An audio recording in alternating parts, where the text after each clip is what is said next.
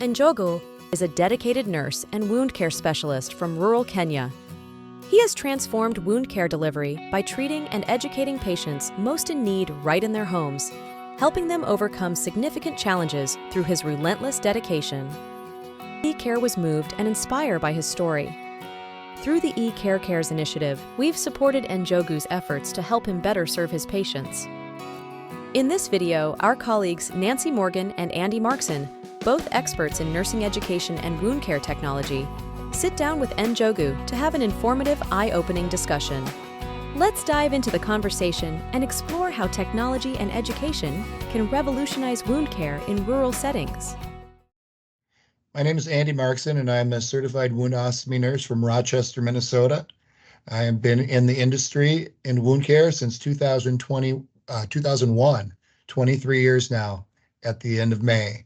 So I'm happy to be here with the two of you. Thank you. My name is Kelvin Njogu from Kenya. I'm a registered Kenyan nurse stroke USRN. I graduated back in 2017. I've been practicing wound care since 2021. And I think I have whatever I've been doing. I've had successful stories about wound care. Back in 2022, I prevented or I made a prevention of amputations, around 30 of them, of diabetic foots. So that was something that really made me proud. Thank you. Excellent. Absolutely. Absolutely. I'm Nancy Morgan, and I'm a registered nurse, and I live in Las Vegas, and I'm from the United States, and they call me the wound coach. And together, I'm connected with Kenya and Andy at the same time. And the beautiful thing about partnering with eKare, well, eKare cares, just to understand his environment, understand what he's going through, so we can better help and coach him on what he would need to do out there in the field. So without eKare and without that innovation and technology, this would never happen. I have never talked to a Kenyan nurse and even interview you. So for me to have this time with you is very important, because I can learn so much so I can serve better. So thank you for your time today. So what I'd like to do is start by just asking you, how did you get into nursing and then wound care specifically? I got inspired to join nursing at a tender age. That I was around 10 years. My mom used to get hospital admission, and I used to go and check on her. I used to admire what nurses used to do, and I got inspired. And I told myself at that young age that one day I'll be a nurse and take care of other patients as well. All right. So now that you were inspired by your family, which is fantastic, how did you fall into wound care? Like, because being a nurse is one thing because you want to care, but how did you get into wound care? Because that's kind of different place, you know? After I graduated, I joined one of the biggest hospitals in Kenya, that is Kenyatta National Hospital. That was back in 2017. I was placed at orthopedics department, and you know, orthopedics, we have a lot of wounds. And we used to nurse all types of injuries and spinal injuries. So patients were developing pressure ulcers. And I got some interest in taking care of them. And with time, I had a passion in wound care. Yeah, to me, there's like nothing like healing a wound when somebody has a hole in their body. It's like, oh my gosh, what can we do to, put inside to make it heal from the inside out? And when it starts to heal, it kind of like gets my adrenaline going. I get so excited. Now that you've been working in the field, what are some of the barriers that you're seeing as you're caring for these loved ones and these patients? I think the first and the most important has been the financial constraint. Before eKare came through, I used to get everything from my pocket. I budget from what I am paid, and that will not be enough. That is not enough. Yeah. But I appreciate that eKare came through, and they have really supported me and I'm able to see patients. Another thing that has been an issue is about resources, wound care resources. They are very expensive in Kenya. I'm sure they're also expensive there. But I might require to get, for example, I'll give an example, a silver dressing. You go around the pharmacies here, you can get the items. Currently, I'm looking for Una boots. Okay. I've tried for the last 2 weeks. I'm not able to get them. So an issue with acquiring the resources needed.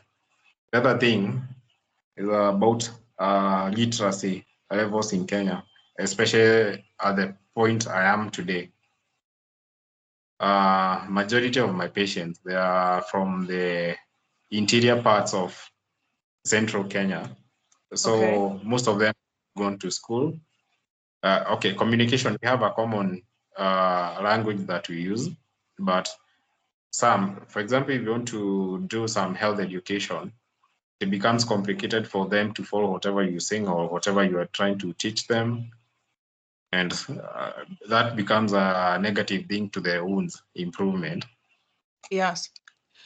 Another thing that I've been experiencing is poor infrastructure, especially now that it's raining heavily. Roads are cut off, poor network. I want to go visit a certain patient at home. I can't reach them over the phone.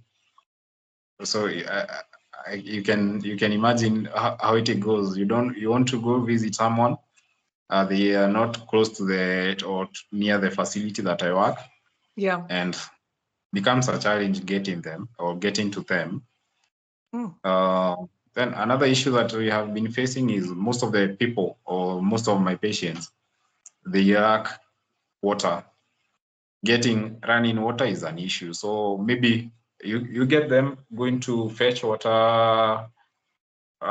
Some will tell you that they are comfortable drinking it, but it's not safe.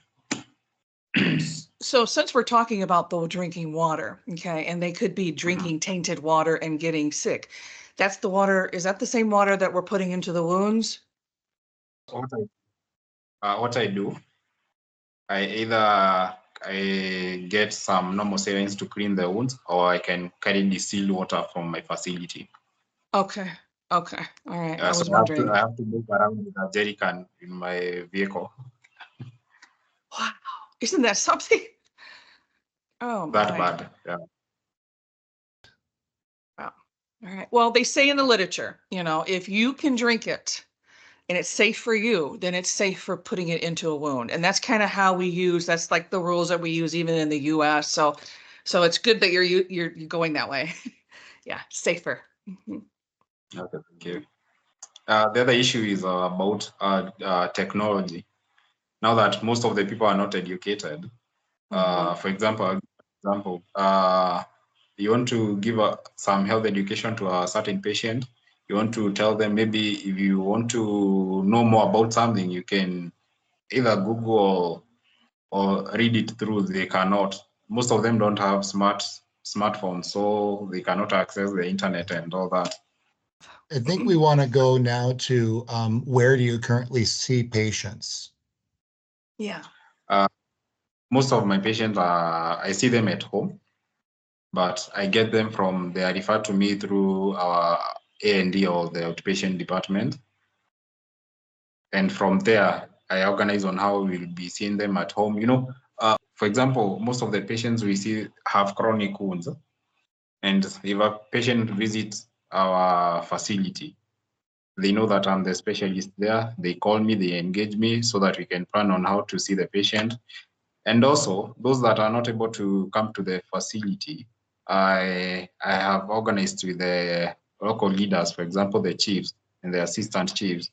They tell me or they inform me there's a certain patient, and they take me to the patient. From there, I plan on how maybe I'll be seeing the patient, I will be providing care and all that.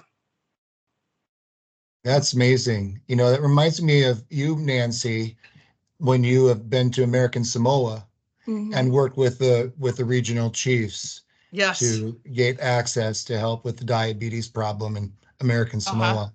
We have the same thing, so, which is good because working with the chiefs, they know their people, they know the village. You know, they know who needs the help. So that's what I did too. They guided me. Mm-hmm. Yeah. That was awesome. Nice. Yeah. Now, what do you do when you need a greater level of care than you can provide at the home? Do they go to the hospital? Is there outpatient wound clinic? In the United States, we have multiple wound centers, centers of excellence, hyperbaric oxygen therapy, skin grafts, skin substitutes, and multiple surgeons that will do autografts and use different types of cellular and acellular tissue matrix-like products. So is any of that available when things aren't progressing as you see? Resources are limited. In case I have a complicated wound that maybe requires surgical debridement, maybe in a operating room, I involve their surgeons or physicians that I talk to, and they organize on how the patient will. There is a system that is was introduced in Kenya a few months ago. It's about a national insurance scheme. So I advocate for my patients to get the scheme so that in case we require any hospital admission or any surgical procedure, the insurance scheme will cater for that. So I liaise with the physician or the surgeon for the either debridement or skin grafting or that, yeah. Interesting. Interesting. And most of those are surgeons that Yeah. plastic or general surgeons? I have one physician and one surgeon. The plastic surgeon is a bit expensive, so I prefer going to the general surgeon, yeah. Okay. And then sometimes these chronic wounds are caused by vascular disease. Are there any like vein procedures or artery bypass surgeries that happen to try to correct the cause of the chronic wound? At the moment, no. I only had one patient in 2020 who had an operation to correct the veins. It was successful, but was able to cater for the procedure. But the current patients that I have, none can afford that.